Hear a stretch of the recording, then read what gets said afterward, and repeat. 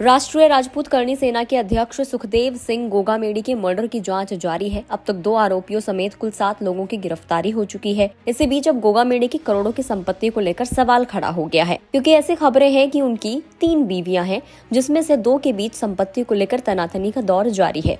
पहली बीवी अभी तक मीडिया के सामने नहीं आई है। चलिए अब जानते हैं कि उनकी संपत्ति का विवाद एक्चुअल में क्या है और उनकी नेटवर्थ कितनी है। सबसे पहले बात करते हैं साल 2013 की, जब गोगामेडी ने राजनीति में एंट्री की थी, क्योंकि ये पहली बार था जब उन्होंने ऑफिशियली अपनी संपत्ति की जानकारी इलेक्शन एफिडेविट में दी थी। एफिडेविट में उन्होंने अपनी संपत्ति साल 2013 में सिर्फ 9 लाख रुपए बताई थी। इस चुनाव के बाद ही उन्होंने प्रॉपर्टी का धंधा शुरू किया था। वो ज्यादा से ज्यादा पैसा कमाना चाहते थे। बताया जाता है कि इस मर्डर के पीछे भी संपत्ति का विवाद है, क्योंकि जाट और गुज्जरों की जमीन को लेकर रोहित गोदारा के साथ भी उनके मतभेद हो गए थे। बताया जा रहा है कि फिलहाल जिस मकान में उनका मर्डर हुआ है, उस मकान पर गोगामेडी ने जबरन कब्जा किया हुआ था। ताजा रिपोर्ट्स के मुताबिक सुखदेव सिंह गोगामेडी अपने पीछे करोड़ों रुपए की संपत्ति छोड़ गए हैं। उनके नाम पर राजस्थान और कई स्टेट्स में कई प्रॉपर्टीज और बिजनेसेस हैं। कई सोर्सेज ऐसा बताते हैं कि उनके पास तकरीबन 100 से 200 करोड़ रुपए की संपत्ति है। हालांकि इसको लेकर कोई भी ऑफिशियल जानकारी मौजूद नहीं है और न ही उनकी फैमिली का इस पर कोई स्टेटमेंट आया है।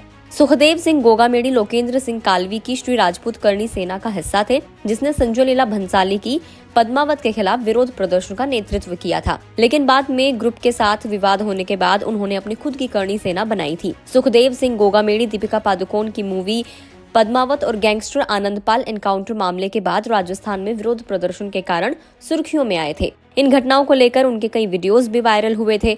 सुखदेव सिंह गोगामेडी का जन्म 20 फरवरी 1970 को राजस्थान के हनुमानगढ़ी जिले के गोगामेडी में हुआ था। मौके के वक्त वो श्री राजपूत करणी सेना के अध्यक्ष थे। सुखदेव सिंह गोगामेडी एक हिस्ट्री शीटर भी थे। उनके खिलाफ 30 से ज्यादा आपराधिक मामले दर्ज थे। 1995 से लेकर मौत तक उनके ऊपर किडनैपिंग, जबरन वसूली, डकैती, अवैध हथियार, मर्डर जैसे कई गंभीर मामले थे। सुखदेव सिंह गोगामेडी ने 3 शादियां भी की थी। गोगामेडी की तीसरी बीवी सपना सोनी ने खुद 3 बीवियां होने का खुलासा किया है। पहली 2 पत्नियों का नाम शीला शेखावत और शकुंतला चौधरी बताया जा रहा है। चौधरी उनकी पहली पत्नी थी। तीनों बीवियां एक ही सिस्टम के तहत साथ रहती थी। खुद सपना वारदात वाले दिन इसी घर में मौजूद थी। वहीं सपना सोनी और गोगामेडी की शादी नहीं हुई थी, लेकिन वो लिव इन रिलेशनशिप के साथ रहते थे और उनकी संपत्ति और विरासत को लेकर दोनों पत्नियां शीला और सपना के बीच तकरार चल रही है। हालांकि इसे लेकर महिलाओं की तरफ से कोई कुछ भी ऑफिशियल नहीं कहा गया है। वहीं अभी तक उनकी पहली पत्नी शकुंतला ने मीडिया से बातचीत नहीं की है। शीला भी अभी मीडिया से दूर है। सपना सोनी ने बताया कि उनकी पहली पत्नी शकुंतला गांव में रहती है, जबकि शीला शेखावत भादरा में रहती है। सुखदेव से शीला के 2 लड़कियां हैं जो भादरा में ही पढ़ाई करती हैं। सपना सोनी को एक लड़का है जो जयपुर में ही रहता है। अब सुखदेव सिंह की प्रॉपर्टी को लेकर विवाद होना भी तय है। समाज के लोग केवल शीला शेखावत को पत्नी के रूप में देख रहा है, जबकि सपना का कहना है कि सुखदेव सिंह महीने में 28 दिन जयपुर में उन्हीं के पास रहता था। गांव और भादरा में वो कभी कभार मिलने जाया करता था। अब जानते हैं कि इस मामले में कार्रवाई क्या हुई है। दिल्ली और राजस्थान पुलिस ने साझा कार्रवाई कर चंडीगढ़ से नितिन फौजी और रोहित राठौड़ को गिरफ्तार कर लिया है। इसके अलावा मददगार रहे रामवीर जाट और उधम सिंह को भी पुलिस ने गिरफ्तार किया है।